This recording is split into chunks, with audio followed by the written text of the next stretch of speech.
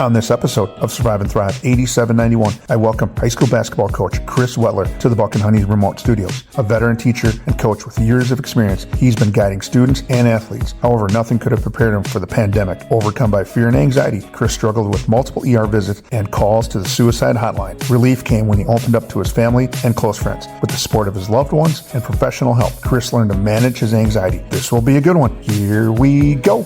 Good morning, good afternoon, good evening. What is up wherever you are, whatever you happen to be doing? I hope you're having a great day. Welcome to another episode of Survive and Thrive 8791. I'm your host, Coach Decora. We are in the Buck and Honey's remote studios on the east side of our great capital city of Madison, Wisconsin.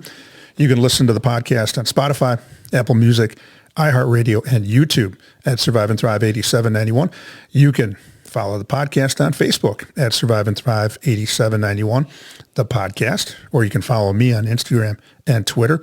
I'm in it for the followers at TDecora 8791, as well as hitting me up on Facebook at Tim Decora. Don't forget to hit that subscribe or like button wherever you listen to the show. Leave me a message, comment if you like what you heard. If there's a topic or you know a guest who would love to tell their story, email me at tdecora@gmail.com. I'm glad you could join us today. Our mission is to share stories and conversations that make you cry, laugh, and think, stimulating emotions, creating laughter, and inspiring the mind. A new episode will air on Monday and Thursday morning featuring a wide range of guests. The podcast will touch on many subjects such as, but not limited to, grief, loss of loved one, recovery, professional setback, divorce, success despite challenges, etc. Our guests will share how they learn to survive and thrive. And in the house, in the condo today, we have good friend Coach Zwettler, and we're going to get into a little bit of stuff from the internet. So according to the internet, and the internet is always right, correct, Coach Z? Absolutely. Absolutely. In the first year of the COVID-19 pandemic, global prevalence of anxiety and depression increased by a massive 25%, according to a scientific brief released by the World Health Organization today. And that was from a news release on March 2nd, 2022. Today, I welcome my good friend, Coach Chris Zwettler, to the Buck and Honey's remote studios. Born and raised right here in Madison, Wisconsin, Chris attended Madison West High School and is a proud regent. After high school, Chris would take his talents to the University of Wisconsin-Platteville, where he was a member of the men's basketball and golf team, 8-time letter winner. After his college days were over, he would embark on a teaching and coaching career that has spanned over 40 years, and he's not done yet. Today, I'm so glad you could join us, Coach Chris Zwettler, Coach Z. What is up? Hey, Timmy. Thanks for having me. Appreciate it. 40 years. That's almost as long as I've been born. Almost. Wow. You and I go way back, and we just double checked, did some fact checking before 1987, my first year at Platteville. We've known each other for a long, long time. This last weekend, you were part of the WIAA State Boys Basketball Championships. And actually, you've been doing that gig for a few years now, right?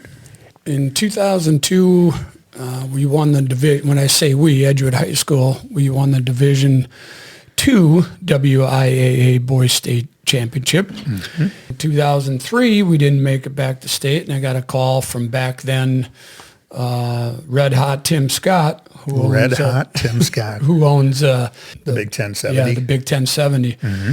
And at that time, they were doing games on the radio. They asked if I wanted to jump on and do the games on the radio. I said, sure. I did that in 03, 04. And then it was either 05 or 06, I can't remember exactly. Jerry Pettigrew's Cuba City team made it to state, and he was typically on the TV broadcast. Mm-hmm. So they needed an emergency fill-in for him, so I got a call from the WIAA, said, would you be willing to do it? And I said, sure. You know, if you can't have the seat in the house that's, where you can coach the game, I might as well be on the other side of the court where I can call the game. And I've been doing it ever since, about 20 years or so I've been doing it. Because I know you are an avid golfer, I've got I don't know if the people on iHeartRadio and YouTube and Apple Music can't see, but I've got my Torrey Pines hat on. My son was just out there golfing. And then my daughter-in-law does a little work with the Masters for a couple days. And, See, you got that. and I got my Masters. I would recommend not buying one of these because it costs about $225. No.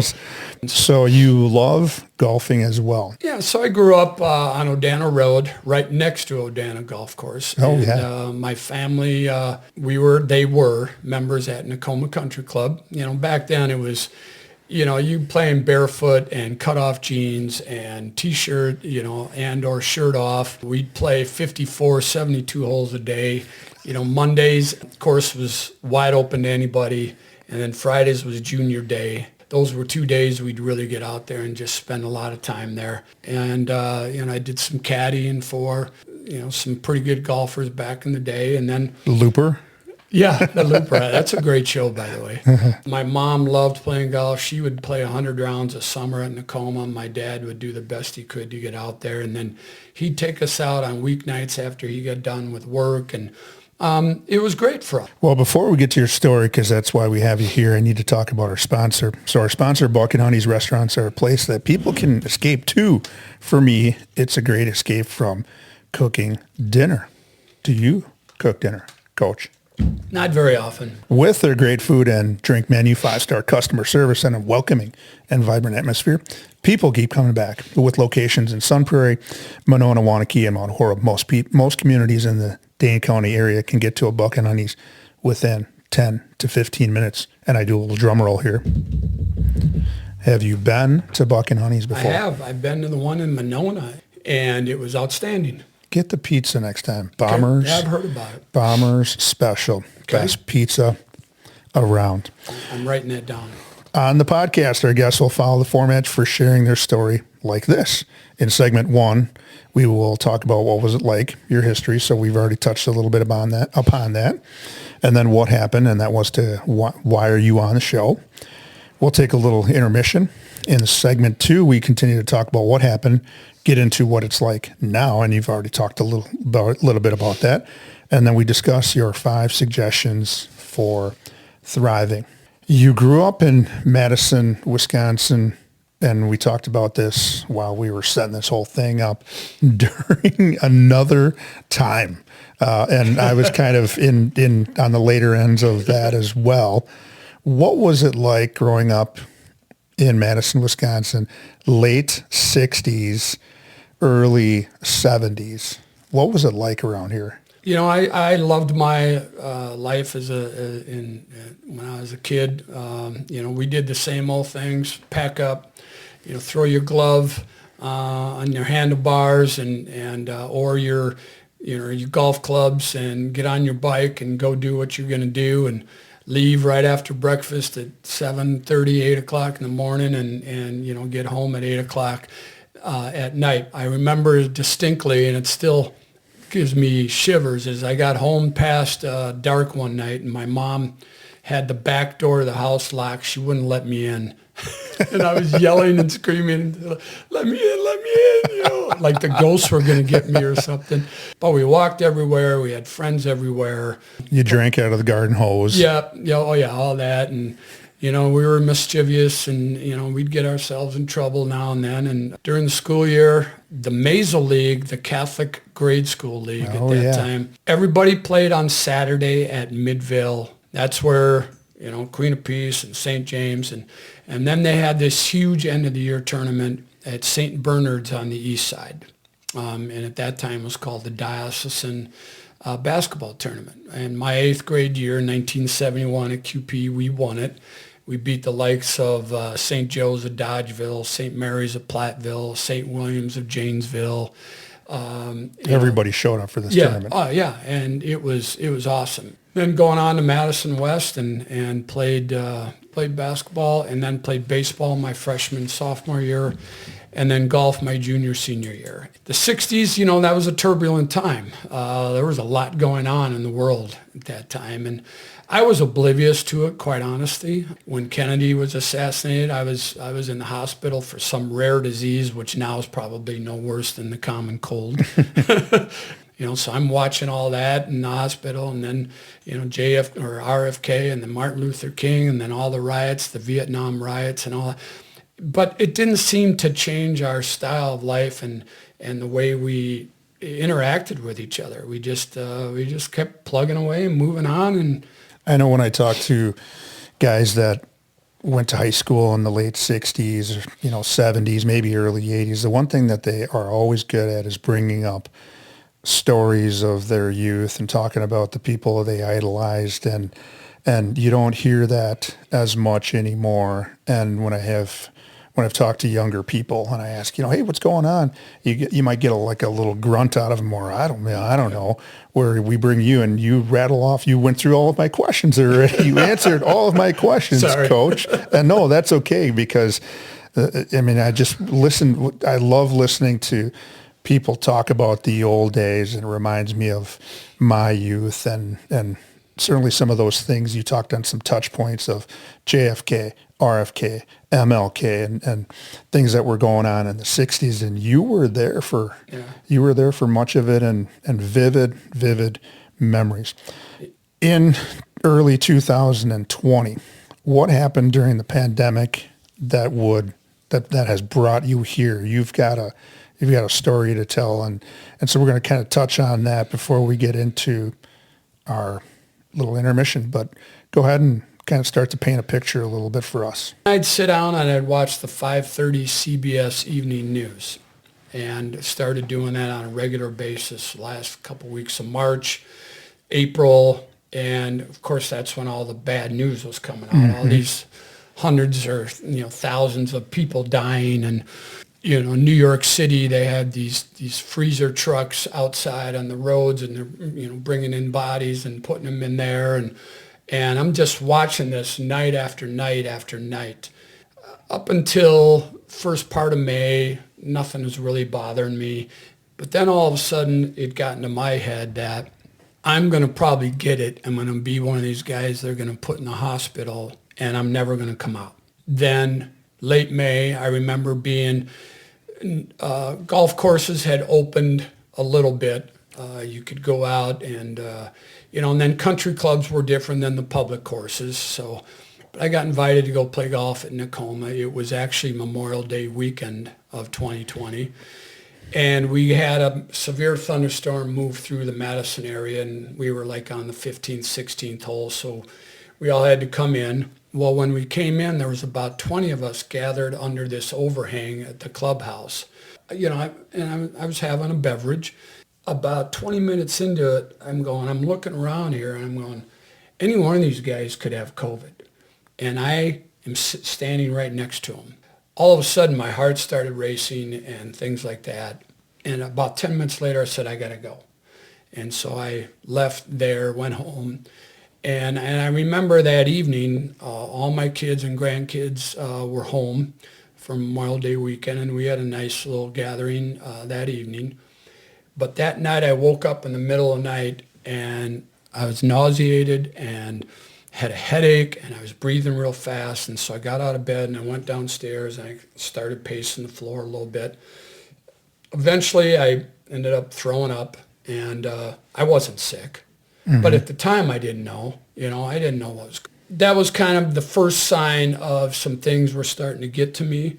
During June, I was constantly, worried about who I was running into and what was going on. And I removed myself from some social events 3 or 4 times during that time in June, because I was still convinced that, and then anytime I'd have, or I just didn't feel right away, I'd be calling the doctor. Should I come in? Should I come in? Am I okay? And, of course, back then they were encouraging everybody to just come in, and that's why they got swamped. And that's why people were working 24, 36-hour shifts, because everybody was going in. So specifically, and it was actually it was July 9th, I went out to the Oaks and played golf with my wife, my daughter, and Dan Zweifel, the head basketball coach at Monona Grove. Mm-hmm. And we had a great time. And then it was a beautiful day, and we were out on my deck that evening and grilled out and went to bed. And next morning woke up, and the room is spinning. Now, I know what you might be thinking, but usually that happens when you go to bed. But I open my eyes, and I'm like, okay, something's going on. I get out of bed, I go downstairs, and I'm somewhat okay. Then I said, I got to go for a walk. So Bernie came with me, my wife, and we went for a walk and got back in the house, went to take my shoes off, and I bent over, and everything went crazy. I thought I was having a stroke. And so there again, it was probably stress related. Well, I'm glad it wasn't a stroke and all that. Yeah. When I backed out of the driveway that morning, when Bernie backed out, well, Fish Hatchery Road was under construction. And she could only go, it was only 2-lane, and there was people everywhere. And I'm literally yelling and screaming at her. You got to get me there. And when we backed out, I thought I was never coming back. We go to the hospital, they diagnose it as this disease I can't come up with right now, this issue. Go back home, take some med. Anyway, so, and by Monday or Tuesday, I'm feeling better. Well, then the following Thursday, again, my daughter and my wife and I were invited by a good friend of ours to go play Bishop's Bay golf course. Absolutely gorgeous day. Sunny and 82, low humidity, nice breeze out of the west, whatever. Come out and par my first 6 holes, no issues, playing pretty good. But before we teed off, I knew I was anxious. I took a medication that I'd been on for a nerve disorder that I had shingles from a while back, and it's supposed to help calm you down. So I take one of those, which I never do. I if anything, I'll take one of those at night, but because I knew I was anxious. Go out, tee off, and I'm just, I'm having a tough time breathing, and finally on the 7th tee, I turned to my wife, said, I got to go. We got to go. I got to go to the hospital. There's something wrong with me. We go to the ER, and they check me out, and my oxygen rate is 98%, 99%, which, is almost perfect. Lungs are clear, heart's good. So there's, basically nothing wrong with me physically, right? We get home, and I'm still really anxious, and I can't relax, and here's where it'll come in with, and maybe this is the second segment of how much my wife helped me. But yeah, later on that evening, I'm begging and pleading with her to take me to the psych ward at one of the hospitals and put me in a straitjacket, shoot me up with whatever, and then wake me up in like 5 or 6 days because I can't take it. I can't take it. And of course, she was against that, which, and we learned later from many other sources, you don't want to be sent to the psych ward and put up there. As good as they may be at their jobs, you just don't want that. That Thursday night comes and goes, terrible night, no sleep, walking. Our house is set up where the kitchen, a family room, a living room, and a dining room, you can circle it by walking. And I probably, over the course of the next 5 days, I probably did that walk. I probably did like 5,000, who knows, 5,000 laps around that. Thursday comes and goes. On Friday morning, I get connected with my doctor and tell them what's going on. And they were really super understanding and very compassionate, and they got me started on a drug called sertraline, which thank God that ended up working, which many people go on, I think. But the issue with anxiety drugs, depression drugs, things like that, is they don't work for like 6 weeks. You've got to take them consistently for a long period of time before they really start to balance out your brain. So there was no immediate relief. So then I got set up to call, they put me in line to talk with a psychologist or psychiatrist that Friday morning. And, I know they're doing what they're supposed to do, but they just started, all the questions were about suicide and hurting yourself, things like that. And that just made things a lot more, that didn't bring on much anxiety. It just brought on a lot of depression. Mm-hmm. And am I going to be one of those guys that, sure, they might help me right now, But what am I going to be like in 5, 10, 15 years? Am I still going to be a wreck? And eventually, am I going to want to do, something to myself? And so that's where that thought process was going.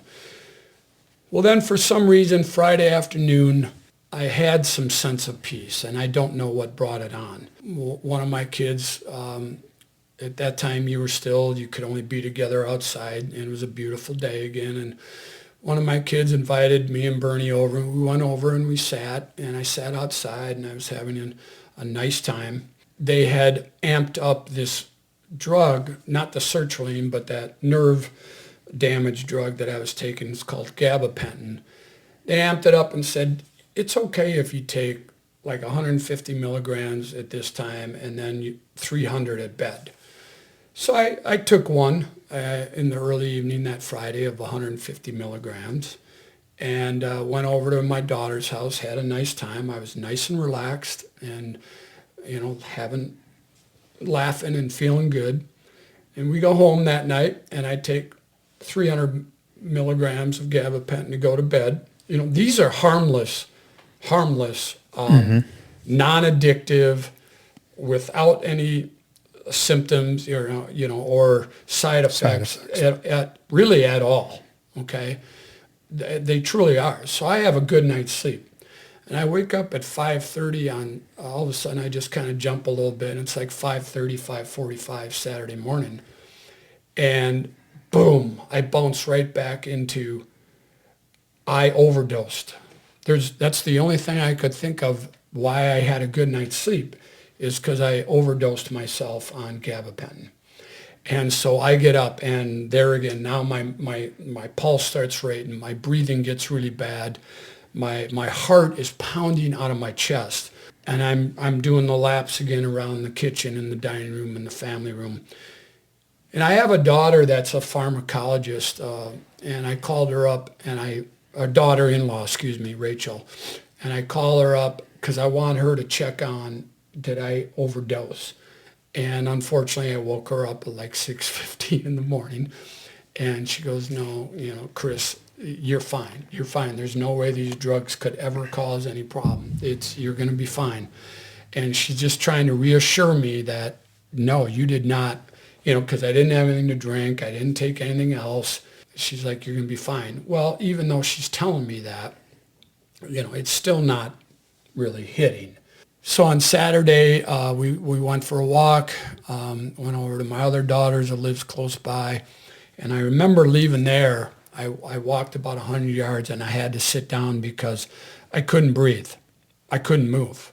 And so I sat down on the curb for like 10 minutes and, I've learned a lot since then about breathing techniques, so I sit there like 10 minutes, eventually get me home. And then she goes, I'm going to mow the lawn. Why don't you just kind of sit out on the deck? And well, I couldn't do that. I couldn't sit down, but yet I couldn't push the mower because I wasn't strong enough or felt like I wasn't strong enough. She stops mowing the lawn and I said, let's go for a car ride. So she puts me in the car, and we literally drove around Dane County for like 2 hours.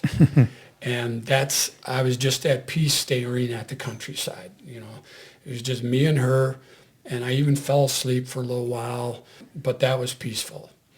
And then that Saturday afternoon, I had some schoolwork for a class I had to take that I tried to do, and I couldn't focus on that. And then I wanted to take a nap, and then they had suggested another drug to try, and I took that, and it was supposed to help calm you down and help you sleep, and that didn't work. But then that Saturday night, I remember, was the worst night of the weekend, and my wife was getting really exhausted then too. So I was up pacing, and finally at 2 o'clock, I decided to call the suicide hotline down at the university. It was a conversation about this and that, and basically I just wanted still them to prescribe something or give me something, give me a shot where this can just all go away and I can just pass out for like 10 hours and wake up and everything's going to be fine. That isn't how it works. Somehow made it through Saturday night, and then Sunday morning I decided to call each of my siblings and tell them what was going on. That helped me. That helped me to talk about it. And then, because the things I started to learn from them, I ended up learning that of my 6 siblings or my 5 siblings that are still living and enjoying life, probably 3 or 4 of those had issues too, which I never knew. And then they made me alert of issues my mom and dad had, which I never knew. And so it became a picture of, what I was starting to learn. And then things started to get out a little bit to some of my friends. That Sunday, that my daughter who lives in Minnesota, she drove home 6 hours from Marshall to just spend the week or spend as long as, she thought I needed her to. That was really nice of her to do that. So started talking, and finally my kids came over that Sunday night, and Bernie and I told them what I was going through. There was a lot of tears and a lot of this and that, but that helped. And then on that Monday, I went to my school and I met with the principal and the president of the school, and I told them what was going on. Just because I didn't know, I wasn't capable of being at work and being around kids, and I wanted to be. And so I tried to assure them of, I'm going to do my best to get out of this. And then that Monday afternoon, I talked with all the head coaches at Edgewood and told them what was going on. As I talked more and more, it was coming clear to me that, I don't have depression. And then I continued conversations with a psychiatrist, and it was becoming clear that, I was having what's called situational anxiety and things like that. And it was brought on by COVID and me thinking I was going to die. And so then continuing to talk and learn about it and was helping. Well, that Friday of that week was our Edgewood golf outing, and I'm in charge of that. Obviously, I was having a tough time finishing off getting things ready for that, and thank God for administrative assistants and other people and parents. They stepped in and helped out and made sure, and all the workers were lined up, and what I would normally do is greet everybody and say a few words before. Well, I came out right before tea time, and right before I went out there, I ended up having to call the suicide hotline again because I was having serious doubts about things. And they talked about, well, I think it's good you're going to the golf outing. It's going to be good to see people. It's going to be good to be around people. And I went, and I played in part of a fivesome with my son and 2 other really good friends and a former player of mine. And ended up being good to be doing that activity because by the end of the day, I was exhausted. I played pretty well. And it just was good to be out in the sunshine and be with people. And then when the event ended, normally I would do this, and that regarding the games and the contests and things. And I didn't do any of that. I just kind of hung tight by the registration tent and pulled aside a couple of close friends of mine and told them what was going on. And then from there on, things just started to slowly but surely get better, and because I had started to talk to others that told me their stories. They just reached out to me because they had heard through grapevine, and so I was getting a ton of support from friends, family. My oldest brother, when I told him what was going on, he lives in Eugene, Oregon. He said, "Oh boy, been there, done that." Curled up in a ball, thinking, it's over and you're never getting out of it. But more and more, as I started talking with people and hearing other stories, that along with great support from home, my wife, I don't know, and that's where I would talk about is you have to have somebody. If I was alone Thursday, Friday, Saturday night, I don't know what would happen. So thank God Bernie was around, and she was smart enough and calm enough to try and think, look up things and think of things to do to try and distract, alleviate some of this, and then encourage and also keep me from doing, like if I was there alone, I might have jumped in the car and gone to, Meriter Hospital and said, you got to check me in. I'm smart enough to know, no, we're not doing that right now, that kind of stuff. And so a spouse or a close relationship person is very important to have. And then telling your story, because you're going to find out probably 70, 80% of the people you know right now in life have gone through something as well.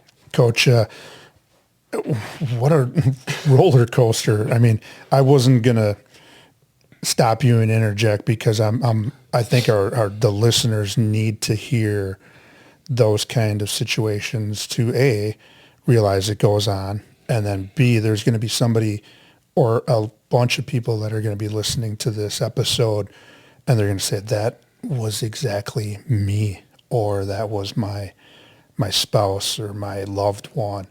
And Coach Zwettler is here today because he survived that and then obviously has been thriving. Because our listeners want to hear how this turns out and what you did to cope and why you're still here coaching and being around kids and now you're being an advocate for mental health. I need to talk about our sponsor one more time. We'll shift gears, come back to segment 2, but Buck and Honey's has been with the Survive and Thrive 8791 crew since the beginning with 4 locations in the Madison area. One is always near. People ask why. Owner Tom Anderson places a high priority on the mental health of his employees. He is a mental health professional available for them should they need support. I don't know how many businesses go above and beyond their EAP, Employee Assistance Program, but Buck and Honey's does. On July 15th, 2020, Coach Zwettler reached a breaking point. The entire world was affected by the COVID epidemic, including yours truly, myself, and my guest and friend, Coach Chris Zwettler. For me, it was isolation and no students in my life. And for you, it was the sight and the thought of dying that triggered this situational anxiety for you. So in segment 2, Coach will take us through what life was like, and he has already done some of that for us, and what it was like for his family as well. And he started to spiral due to some anxiety. So please stay tuned. Don't change that channel. You're not going to want to miss segment 2 of Survive and Thrive 8791. We'll be back. If you, a loved one, or someone you know is experiencing a physical, mental, or emotional crisis, there is help and resources out there. Contact NAMI, the National Alliance on Mental Illness Helpline, at 1-800-950-6264. This is a free service providing information, resource referrals, and support to people living with a mental illness, their family, providers, and the public. United Way 211 is available 24/7, 365 and offers free confidential assistance. They connect people with the local programs and services that can help. Dial 211. Emergency Crisis Services, dial 911. The Suicide Prevention Lifeline, dial 988. To connect via web, chat, visit suicidepreventionlifeline.org. Along with those numbers, there is help. You just need to say 3 words. I need help. Now, back to the show. We are back. Welcome back to segment 2 of Survive and Thrive 8791. I'm your host, Coach Tim DeCoro.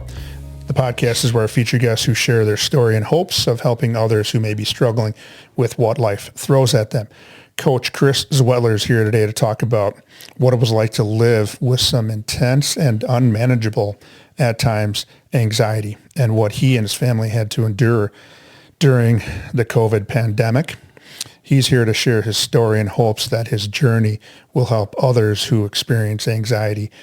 They can get the necessary help that they need to survive and thrive. So Coach already talked through quite a bit about, and he answered a lot of my questions. And I was just telling him off air that I didn't feel like interjecting, asking him some questions because I was on the roller coaster with him as well. And I also had to make sure that I'm listening to him and I had to breathe myself. And so we kind of had a few little laughs of that. seeing a lot of people, seeing a lot of the negative and the grim reporting that was being reported verbally and also visually was disturbing to a lot of people. They should have had a little graphic. There's some graphic images, and I think they might have been talking about that a little bit. And you were trying to cope. Your wife, Bernie, was trying to help you cope. Your daughter came from Minnesota to try to help and then all of a sudden these people started coming out of the woodwork, so to speak. And then you also realized that, dang, I'm not alone, and I've got family members, and a lot of people tend to suppress these things. And you're here today to talk about how you started your road to recovery was starting to tell people about these things that were going on with you. And lo and behold, you were doing one of the key things, talk about what was going on. And you didn't know it then, but you know now that very well helps. Your wife, Bernie, would be there by your side through this whole situation. And I've known her not quite as long as you, but she is dynamite. She's a teacher and a coach herself, and life partner and wife and great mom. And she was there through this whole situation, trying to talk you through some things and just being by your side, taking you for car rides. We talked about the July 15th, 2020, and you started your road to recovery from there. What did you find important, even at Edgewood, that was going to help you go through this, and then also in turn help your kids and the staff and everybody involved with Edgewood? You wanted to bring everybody back sooner than later. July came and went, and like I said before in segment one, I was starting to slowly but surely feel better about things. I would walk 3 or 4 times a day, which is good anyways, and so I got into pretty good shape. I'd start to get in pretty good shape in March after the pandemic and April anyways, because there was nothing else to do. But slowly but surely eased my way back into going to school and prepping for the fall season, which, no one thought we were going to have anything. So we sat down as a group at Edgewood with our coaching staff, and I had a meeting. I said, okay, what do you guys want to do? Here are what I see are the options. The WIAA had put together a plan. If you were able to, because every part of the state was different on how they were handling COVID and athletics and school and everything. So they had a fall tournament series put together for those that wanted to participate in a fall tournament series. And that included football, because they decided they couldn't do that in the spring. Soccer, and they decided that couldn't be in the spring because then you would have had girls and boys soccer going on together. Volleyball, cross country, and it's easy. Swimming had to be in the spring. It just wasn't going to work with pools and inside and all that kind of stuff. So basically all of the outdoor fall sports, and except for volleyball, they decided to have a fall tournament series. Oh, it was boys volleyball and girls swim was moved to the spring. So I said got our coaches together, the fall coaches said, what do you want to do? I really went into the meeting saying to them, we don't want to risk our lives and then our families' lives to be able to coach kids and take the risk of us getting sick and all that. I wouldn't have batted an eye, or it wouldn't have bothered me at all if they said, no, we don't want to do anything. We're going to look out for ourselves. That's what I thought they'd say. And then I said, there's the tournament series, and then there's the fall series. And right away, they all jumped in and said, except for one, jumped in and said, we want to do something this fall. And I said, okay, well, here's going to be the roadblocks. We can't do anything in Dane County. If you're outside, you got to still be 6 feet away, all this kind of stuff. And you know how Dane County's rules work because you live here. And they said, well, we'll find a way. So I went to work, and my administrative assistant, Danielle DeSerrano, who was also our athletic trainer, so she was very up on, the nuances and the symptoms and the things we had to look for as well. We put together a program and proposed it to our board of trustees at Edgewood, and lo and behold, it passed 11-5 for us to proceed and try and do a fall season, and they would support us the best they could. And one of the big things that I think got us over the hump was me going through my experience. I knew what isolation was like, and I could only imagine having a 16, 17-year-old going through this, and as well know at that time the suicide rate and the obesity rate was rising at unprecedented record highs. I said, these kids need connectivity. They need to have some human interaction, or who knows where we're going to go. And so I think our board of trustees listened to that and heard that, and they could tell the passion that Danielle and I were reporting it to them with, and so they allowed us to go ahead and put together schedules, and we did.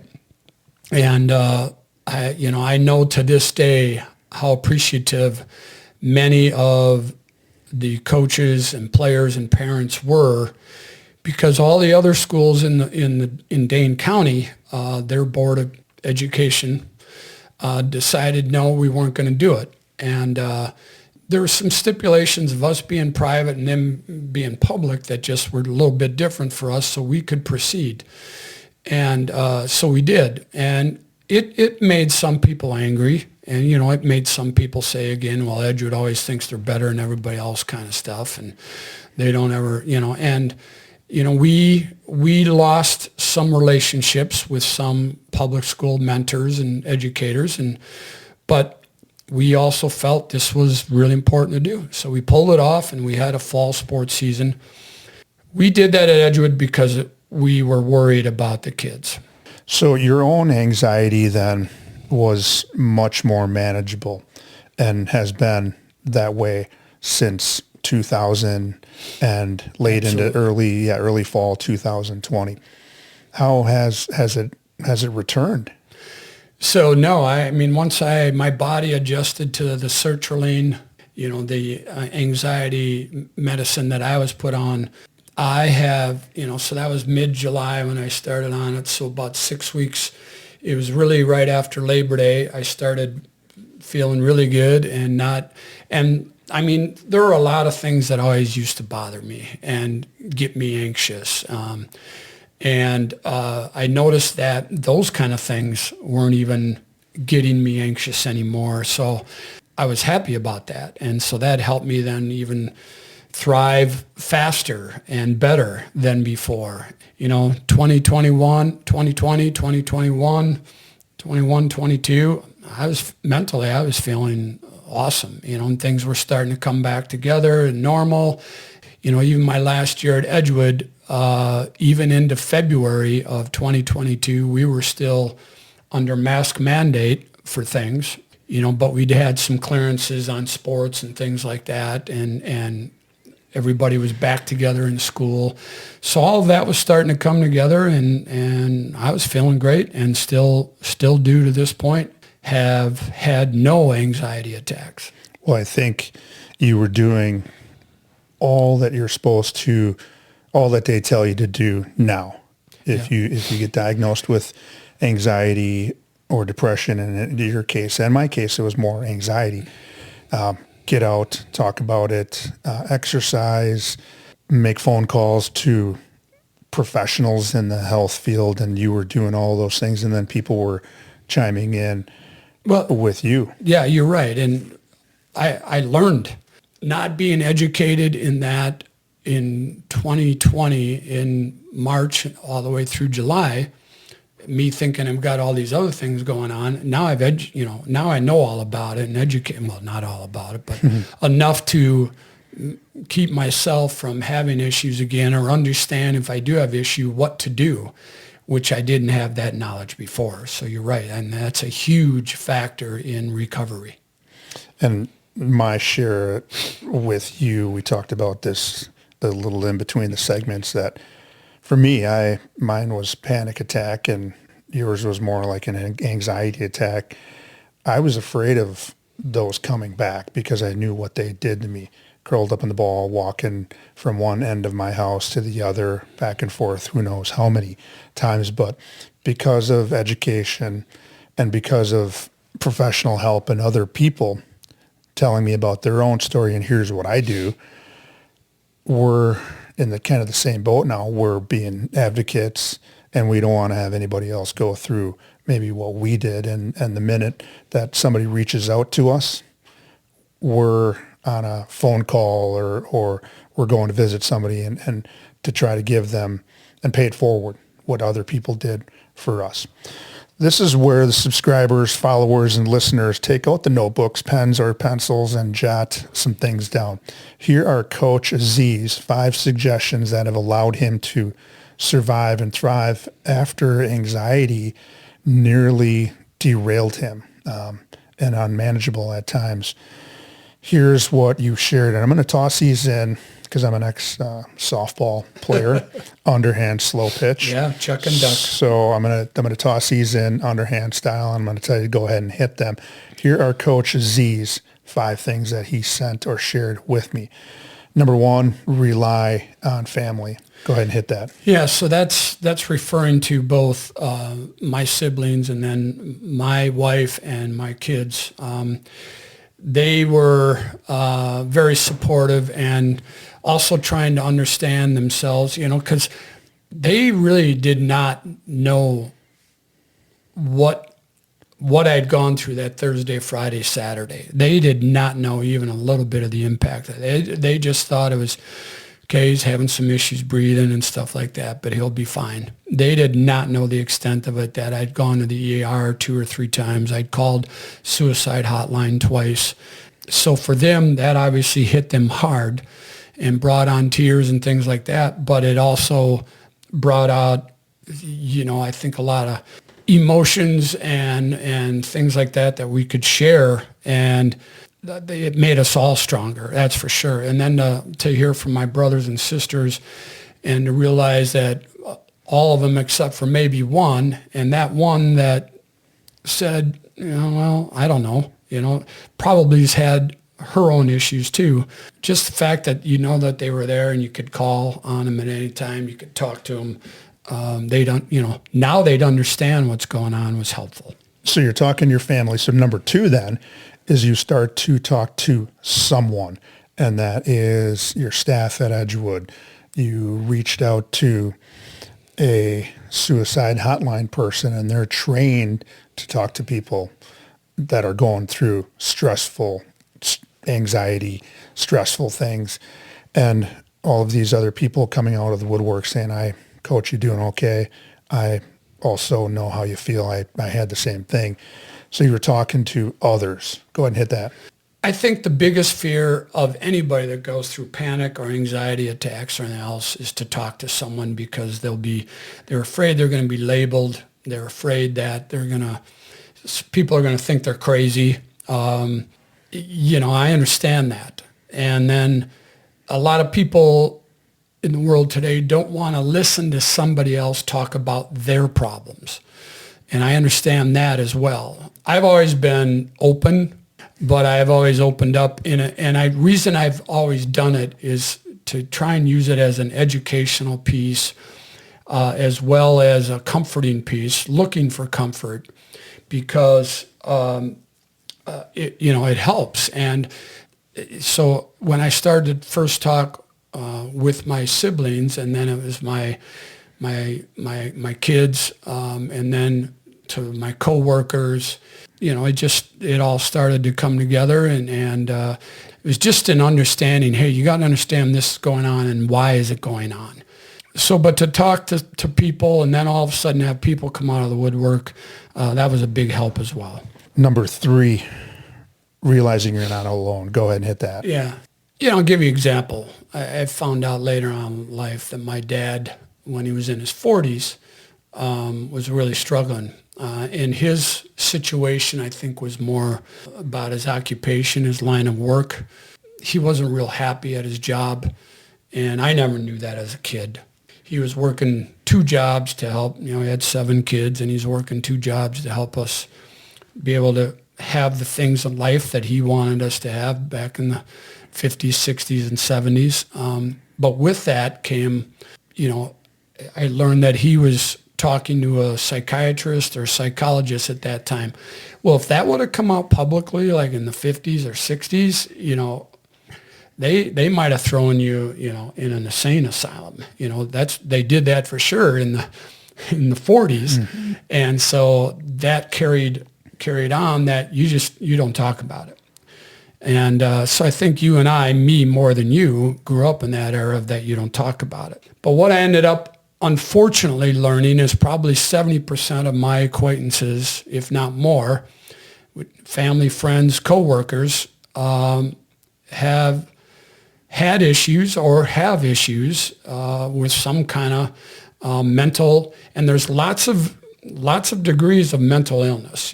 There's the real severe ones of the deep, dark depression, and then there's the situational, which I have, and then there's many, then there's the fear of this, and there's all kinds of different things you can label it as. But when you add it all up, it's hard to find somebody that said, hey, I know I've never been bothered by this, or I've never had this kind of attack. And so I realized I wasn't alone. I just had a variance of depression and very, very situational, not forever. It was going to go away. And I think that's what most of the people we end up talking to probably have, something like that. But I didn't realize it. Everybody started telling me their stories, and that I could share what I knew and what I went through. They could share what they went through, and then we just kind of hug it out and move on. There's a sense of relief when somebody says I went through the same thing, and now you're not alone. And for some reason that has some curing abilities. Number 4, 1 day, 1 hour, 1 minute approach at a time. For sure. That's one thing that, and I think I should have done that before 2020. Sometimes take it 1 day at a time, and sometimes it's 1 hour or 1 minute at a time. But coming out of there, I was like, okay, I'm just taking it day by day now. When we got into the fall season of 2020 and school and sports, and I've kind of been doing that ever since, kind of taking sometimes 1 day at a time, and not letting, making sure that you're trying to enjoy every moment that you can and be in the moment more. Yeah, take it 1 day, 1 hour if you got it, even 1 minute at a time if you got it, and that will help you as well. And last, number 5, and you've talked about this at the beginning, segment 1 and segment 2, but I think it's because family is so important to you. But now that you also realize that maybe some of the anxiety that you were going through, maybe a little bit of the depression that you were feeling, that you realized it's in your family and you were exposed to it all along. You just didn't know it until you had family reach out to you and said, I'd welcome to the party. Yep. Go ahead and hit that. Yeah. And I reflected back about where did this possibly come from? And I think it was just always there. And of course, we already talked about how in the 60s, 70s, 80s, there wasn't the education, there wasn't the time, there wasn't the influence, there wasn't the inspiration to talk about it, or should you talk about it then, like there is now. I reflected back and realized I think I was just I was a boiling pot ready to, just boil over. And fortunately, I would say that for me, it didn't hit till I was, 62 or 3 years old. Huge chunk of my life. I survived and thrived and did it pretty well. But I would encourage others to just, reflect back and take action and do all the things we just talked about. I think you and I were in the crock pot for a little while. Our anxiety and depression were in the crock pot, and we were finally done at a certain point. What a great episode. I'm so glad you could join the Survive and Thrive 8791 crew today. Your story and how you've thrived after 5 months of uncertainty, from the beginning of the pandemic to July to coming back to kind of school, and getting through that is inspiring, and how you've now turned that into talking about it and educating other people and helping and paying it forward. Coach Z hopes his story will let others know that they aren't alone, and it can come out of nowhere, which is essentially kind of what happened with him. Here are Coach Z's 5 suggestions that helped him survive and thrive. So this is our call to action. Number 1, rely on family. Number 2, talk to somebody. Number 3, that you're not alone. Number 4, take it 1 day, 1 hour, 1 minute at a time approach. And number 5, realizing that it may have been a family issue, or it's in his family where he grew up.